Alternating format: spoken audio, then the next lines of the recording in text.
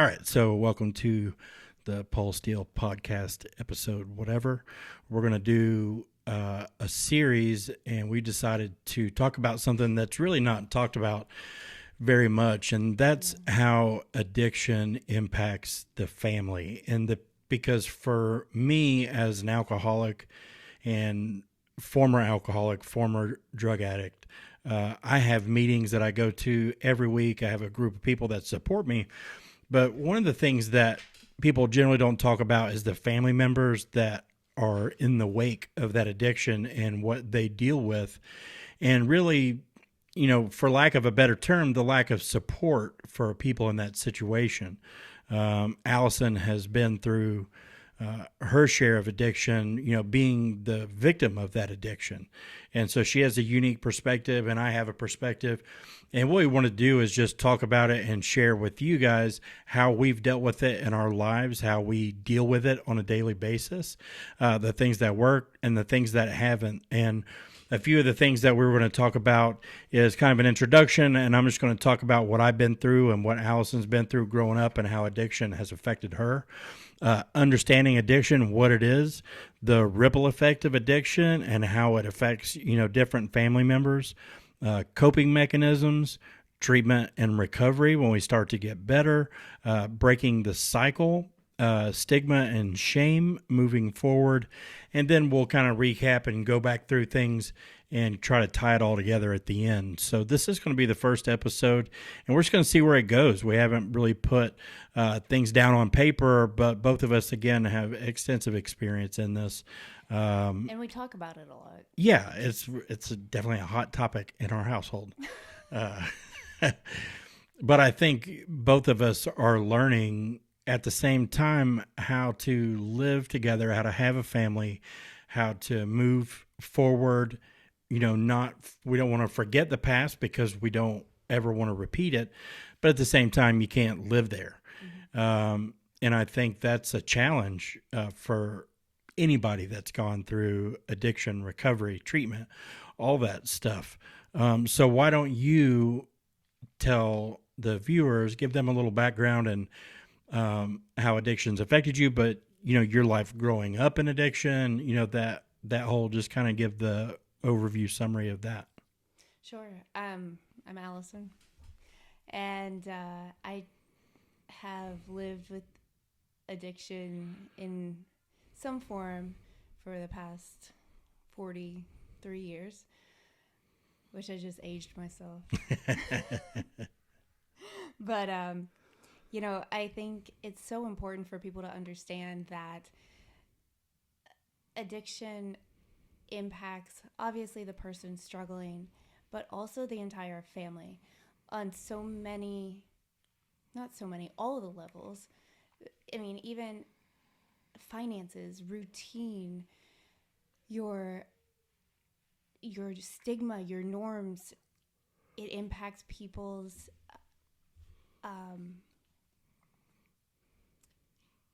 defense mechanisms, how they grow up and how they see the world, how you see the world as very differently than someone growing up in a non-addiction family. I don't know the way to say that, but the world, it becomes a scary, unpredictable, chaotic place.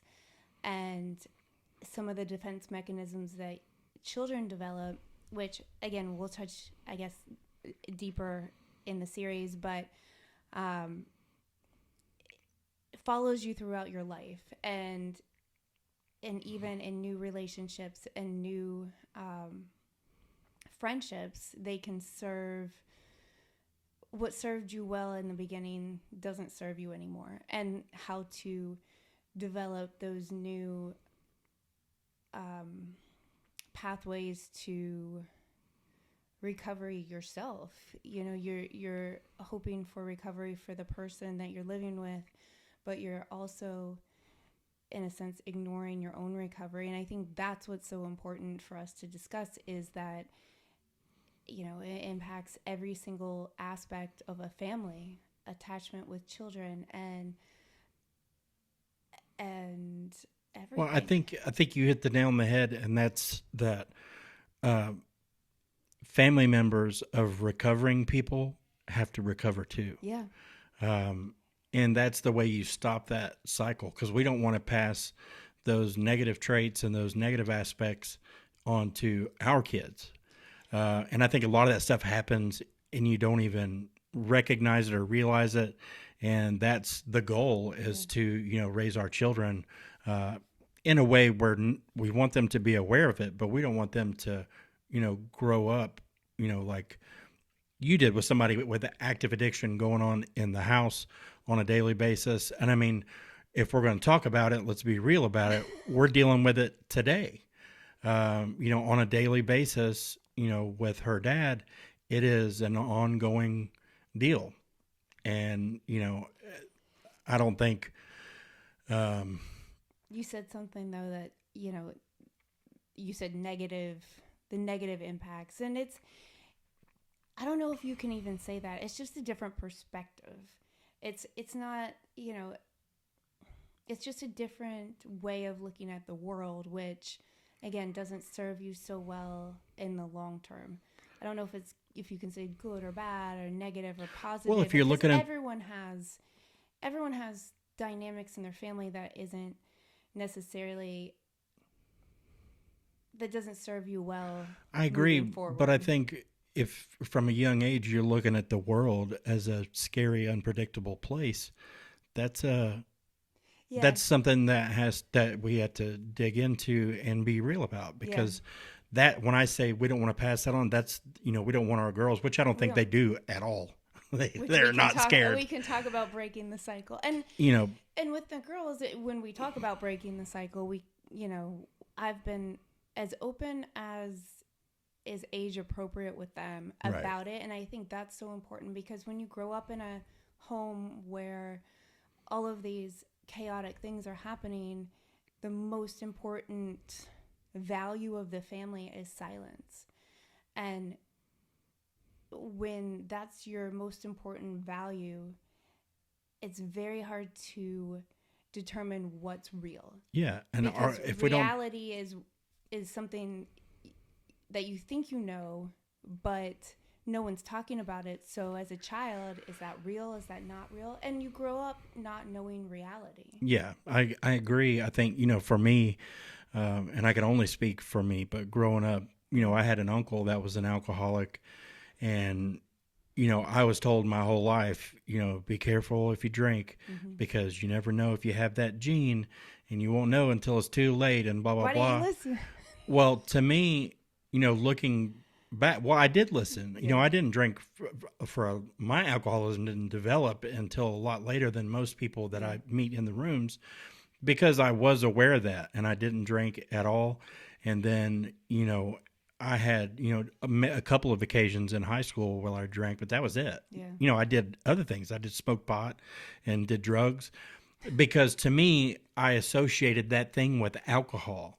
What I didn't understand is it's not an alcohol thing. It's a brain thing. Yeah. And that type of brain will attach to alcohol, drugs, work, food, anything. It doesn't matter. So to me, it was always just like alcohol when I was growing up. And it was like, well, that's easy. Just don't do alcohol. Yeah. And, meanwhile, I was snorting rails of cocaine and smoking pot and doing that kind of stuff. You know what I mean? But I mean, to me, I was like, well, at least I'm not an alcoholic, but that's the way, that was my reality. My reality was it was an alcohol thing, and I didn't understand that it was just a brain thing, and that brain's going to attach to anything. Well, that's such a good point too, because, growing up, it was always alcohol is bad. And I understand that perspective, because again, it did impact every aspect of our lives in so many ways. But it wasn't the alcohol. Alcohol is good or bad or indifferent. It just depends on how you use it. Right. And when you're not, it's not the actual drug that's the problem. It's in most cases. Most things are indifferent. Heroin and well, yeah. Well, I mean, Yeah, no, I mean, no, I suppose you can't do heroin in moderation, but Right. but I mean, some people can drink in moderation, and it's not alcohol that's the problem. Yeah. It's a different thing. And you said something really important, which I want to go back to, because I think that's why we decided to start this series, is just that everyone needs to recover. Yeah. Everyone in the family needs to recover, and there's this there's this oversight. There's such a huge oversight in the field of, maybe in the field of psychology, maybe in the field of addiction recovery, where you're treating the person and the family gets put on the side. And when there is treatment for the family, it's a lot of how to deal with the person struggling with addiction. So it's a lot of how to manage that. Yeah, I agree. And that's kind of the thing, in treatment, they always tell you, it's twofold, because in treatment, somebody spends 30, 60, 90 days, and to them, they've like changed their whole life, and everything's different. And you forget that like everybody on the outside still knows you as the guy that walked in on that first day. And so one of the things in recovery, they always tell you, understand that people aren't going to understand the change. Yeah. On the other side, the family's just kind of put into a holding pattern. Exactly. While, somebody's in recovery or in treatment or whatever. But let's not jump too far ahead. I want to know from your perspective, how did, and I would say your dad's addiction is probably the most predominant addiction when you're thinking about your childhood, correct? Yes. Now, during childhood, yes. Right. And what was that like? Like, growing up, what was that like for you from your perspective watching that? How did you perceive it? What did it mean? I said a little bit of it because I was talking from experience, is it impacted finances. It impacted the way, the stigma of, or the schema of how you view the world. You view the world as chaotic, as unpredictable, as scary, as you're walking on eggshells, because anything you do, and I'm not saying that this is real, but this is how it's viewed, especially as a child. Anything you do can make that other person drink, or make that other person angry, which then they'll drink. And again, that's not real, because you and I both know you can't make or fix someone's drinking. That has to come from them. But as a child, you're walking on eggshells. You're walking on eggshells, and the world is very scary and unpredictable. And that follows you through life, because that's normal. That's what you view as normal. And even if it's not normal later in life, it's still normal. Like, you're always waiting for the shoe to drop. You're still walking on eggshells, maybe when you don't even have to. You're always thinking about the lies and manipulation and putting that on someone who might be telling the truth. But in the back of your head, it's always just a manipulation. And those are things that I'm still working on, honestly. And again, 40 years later, I'm still working on those things, because there's this gap in treatment of, you have to treat the family, you have to treat the kids, you have to treat the spouse, parents. I think it's wild where the effects of addiction are so similar in the alcoholic or the drug addict and the family, in the sense that what you were just talking about, like putting up the walls and the barriers. Yeah. From an alcoholic's perspective, we do that.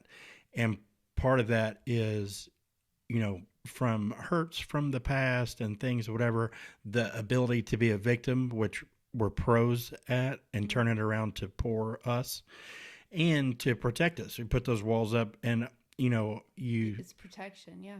it's, and also again, I don't want to evade responsibility, but it's like it's an excuse to drink. Like, oh, nobody calls me, nobody talks to me, so I'm going to drink over it. But the reality is I'm the one putting up the walls and like not answering the phone and not responding to text. But see, that's why we walk on eggshells. Because it is so. But the net effect is the same. Yeah. The family puts up walls, puts up barriers, puts up those protections. We have to. Yeah. And it's just this cycle. So what was that like for you going through that? Because I know even when I was in there and we talked, I could tell even then that you had that feeling of like you have an escape. You have this opportunity to get away from everything and whatever, like there was that dynamic, even immediately then, and, the downside of recovery or treatment, I should say, is, when you have a disagreement and you don't get to use the phone for 3 days. Oh, that's horrible. Then all you do is think about that for 3 days. When you're on the phone and it's so loud, I couldn't even hear you. It's like you couldn't even. Yeah. Yeah. So, but you were gone for, what was what? 28 days.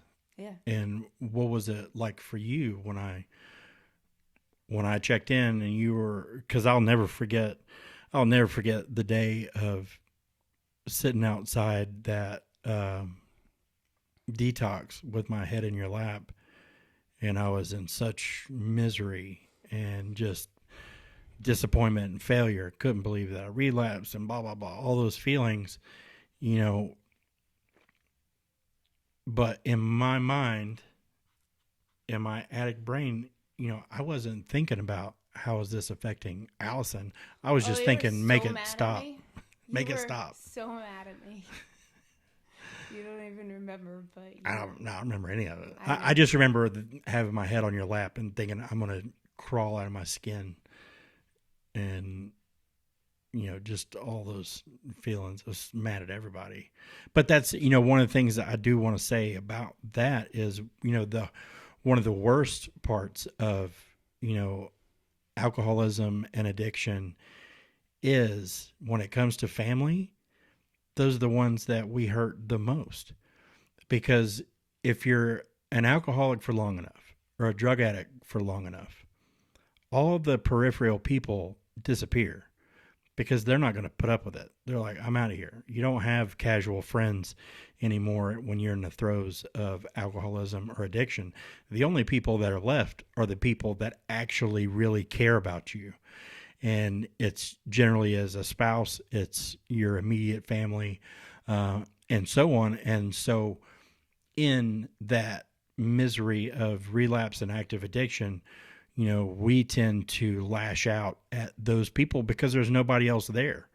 And so you're hurting. No, I'm being honest, but you're hurting the rare few people that actually care about you. And that's one of the insane things of addiction and alcoholism is that, you can make sense out of doing that. You can make sense out of, because the truth is you're so angry and miserable with yourself that, if you project it onto somebody else, then I don't have to look at me. Yeah. And that's really what that is. But again, back to what we're talking about, what was that like for you? When I was in there, how did you feel? Like, what were your feelings, emotions? What was that process like for you? Leading up to that, I can say I didn't even know I was capable of the level of crazy that I was.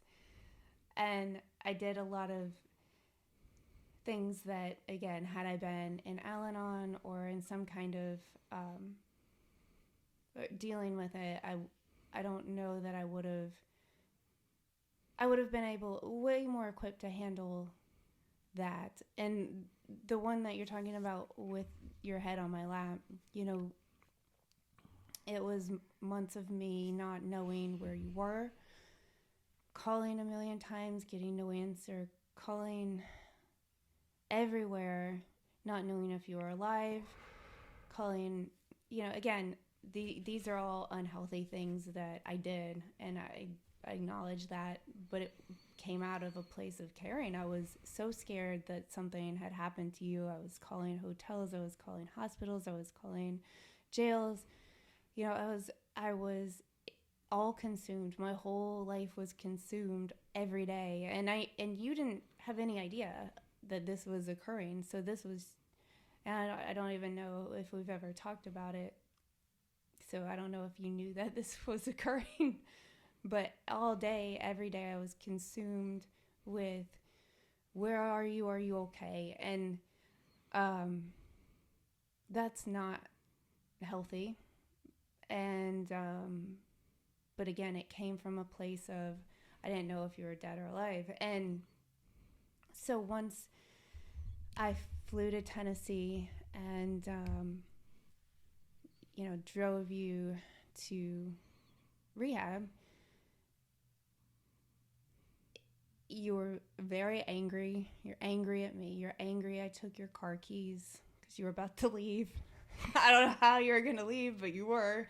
I took your car keys. I took some other stuff, and you were so angry at me. And I remember you going in, and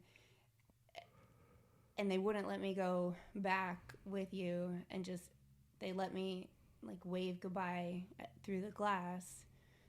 And it was, there's, you know, it was heartbreaking. It was so fucking heartbreaking. And I had after I knew you were okay, I brought you some things, clothes and shoes and things like that. And after I knew you were okay, I had a drive back to Nashville. And I remember on that drive feeling so many things.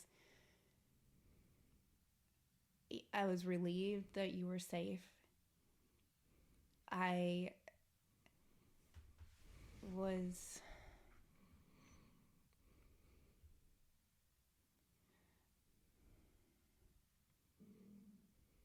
was relieved that you were safe. But there were so many emotions. It was like I don't know. Tough. I would say my feelings were about the same. I was relieved that it was over. You know, because it was chaos. It was chaos.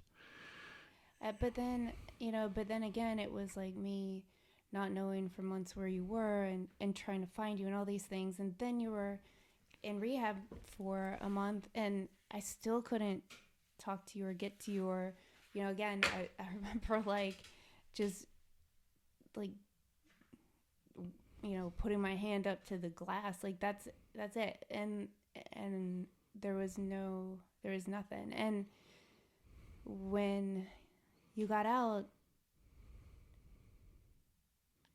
you were like, oh, well, okay, I'm sober. And I had so many things, and you didn't remember anything. So it's like I was angry and hurt, very hurt, but you didn't remember it. So it was like, can't be mad. There's only so much you can do with that, because there's no validation that comes from something you don't remember. And I don't know.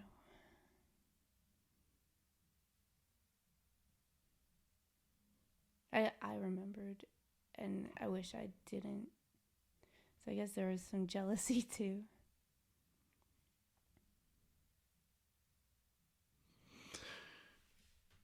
Yeah. It sucked. Yeah. But I think that goes back to that, what we were talking about, because you go behind those doors and those doors slam shut and you're in there and you're finally safe. The first, week is a blur. For me, it was bad because it was a hospital, back to treatment hospital, because I was having some severe physical repercussions. Again, as hard as it was for me, it just gets lost on how hard it is for your family. And I think, one of the things to me that has made our relationship so much stronger is that you had the opportunity to see me at the worst place of my life ever. That was the worst place in my life, period. And on every level, every aspect across the board. And, that first week or two was pretty sketch, because I collapsed and, because I don't remember what it was, my blood count, whatever, my white blood count was so low or whatever. And, it was scary from a physical side, much less the mental, like just processing what had happened and, everything. It was crazy. But, you went through all that same stuff on the outside. When I woke up and was dealing with that, I was dealing with that in a group of people or in a private therapy session or all of the above over and over and over and over again. Whereas, you're kind of just out there by yourself, winging it. And that's where, for anybody that's going through it, that's where Al-Anon steps in. That's where you do that. That's when you do that. I think someone had made. I wish someone. Well, at that time, I wish I had known someone who had been through it, or who had made me go. I don't know that I wasn't capable of going. I was not capable of doing much at all. I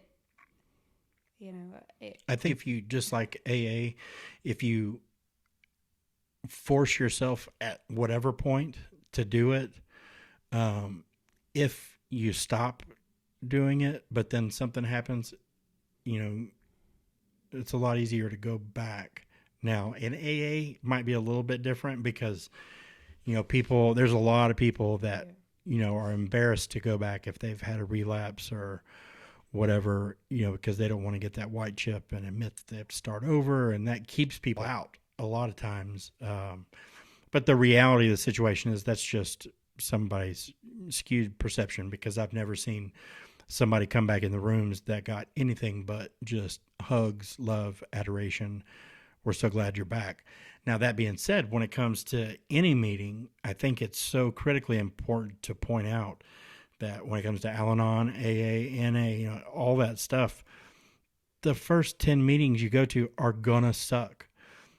If you're lucky, you'll find a good meeting in the first 10 or 20 you go to. Because it's not that, I think a lot of people are like, will go to a meeting where they don't relate to anybody, or maybe it's all old people, or maybe it's all young people, or, they all have different dynamics. It doesn't matter if it's AA, NA, Al-Anon, whatever. But understand that there is a meeting for you, and don't associate one bad meeting with the program. Yeah. Because, most of the time, the first meeting you find, which is usually the one that's closest to you and most convenient, that's not going to be the meeting that you end up going to on a regular basis. It takes going to different meetings, and then you find a group of people that you can relate to, that you're on the same page with, and you'll know when that happens. You'll know instantly. Yeah. Which I think is, again, community is the key, because it's like saying to you, if you're sitting there just drinking and drinking, you're not going to be like, I should go to an AA meeting right now. That's not even on your radar. I don't know, some people do that. Well, okay, well that wasn't on my radar. I've heard a couple of interesting shares in the rooms before. I've got something to say. Oh shit, this is about to get good. No, but I mean, when and I was sick too.